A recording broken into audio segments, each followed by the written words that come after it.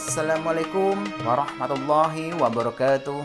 Apa kabar semuanya para pecinta YouTube channel Tobat 100% yang saya sayangi serta dirahmati dan dimuliakan oleh Allah Subhanahu wa taala.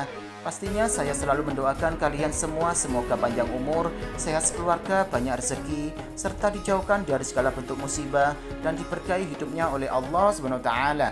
Amin amin ya rabbal alamin. Selamat datang dan selamat mencari ilmu pengetahuan tentang Islam di YouTube channel Tobat 100%. Kali ini Tobat 100% akan membahas tentang saat 7 nabi lahir dari rahim wanita ex pelacur Bani Israel yang tobat. Mari dengarkan penjelasan berikut ini. Ibnu Qodamah, seorang imam ahli fikih dan zuhud, menceritakan kisah tentang wanita Bani Israel yang melahirkan 7 nabi. Wanita tersebut sebelumnya adalah seorang pelacur. Kisah ini diceritakan Ibnu Qodamah dalam kitab At-Tawabin dan turut dinukil Ibnu Watiniyah dalam buku Nisaul Auliyah, kisah wanita-wanita kekasih Allah.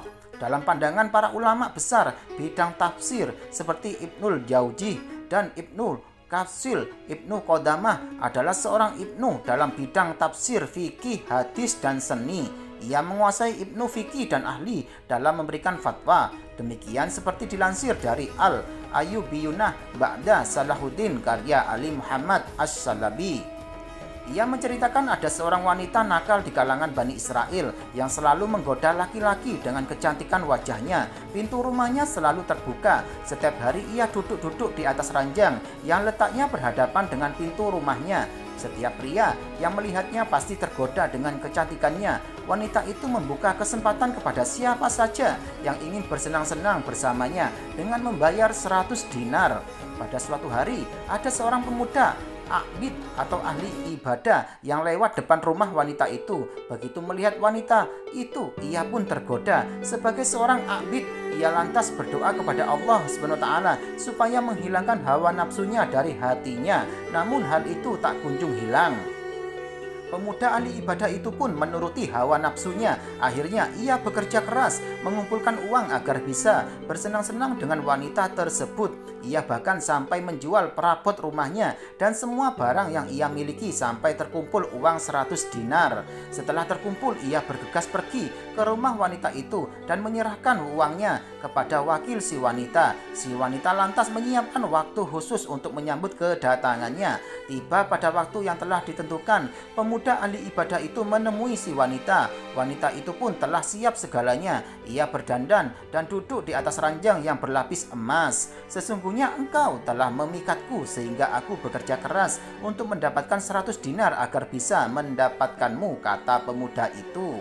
Dengan senyuman hangat, wanita pelacur itu lantas memintanya untuk masuk.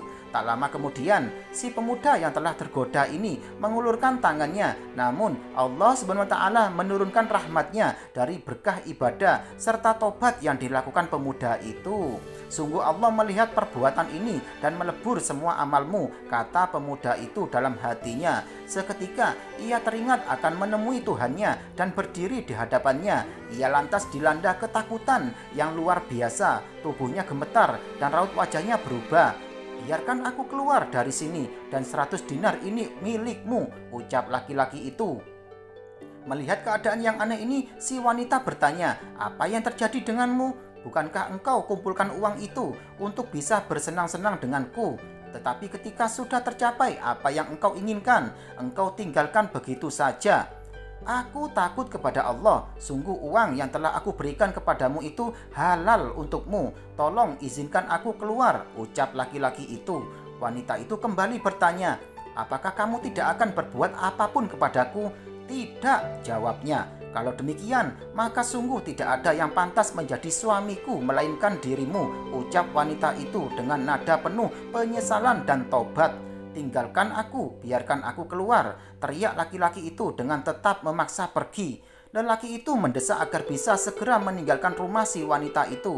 Namun wanita itu tidak mengizinkan hingga laki-laki itu mau menjadikannya istri. Singkat cerita, akhirnya laki-laki itu pun pergi meninggalkan rumah wanita itu dengan penuh penyesalan. Sebelum pergi, ia sempat memberitahu nama dan rumahnya. Sejak ditinggal oleh pemuda ahli ibadah itu, si wanita diselimuti rasa takut karena mendapatkan berkah dari sang pemuda. Ia berkata dalam hatinya, ini adalah dosa yang pertama kali yang dilakukannya dan ia sangat merasa takut, sedangkan aku telah melakukan dosa ini selama 1 tahun. Tuhan yang ditaatinya adalah Tuhanku juga dan seharusnya rasa takutku melebihi rasa takutnya.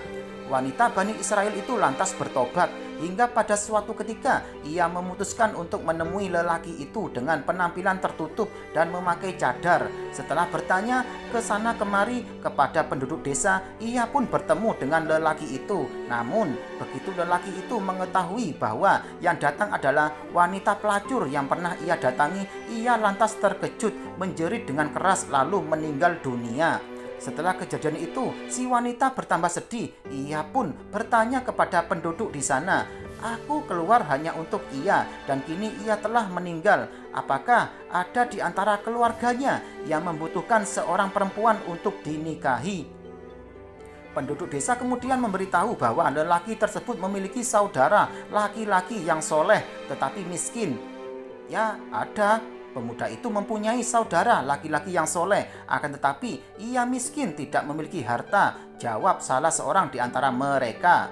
"Tidak masalah, karena aku memiliki banyak harta," ucap wanita yang telah bertobat itu. Singkat cerita, wanita yang dulunya pelacur itu menikah dengan saudara laki-laki ini karena kecintaannya kepada saudaranya. Dikisahkan di antara keturunannya mereka terdapat 7 nabi Bani Israel.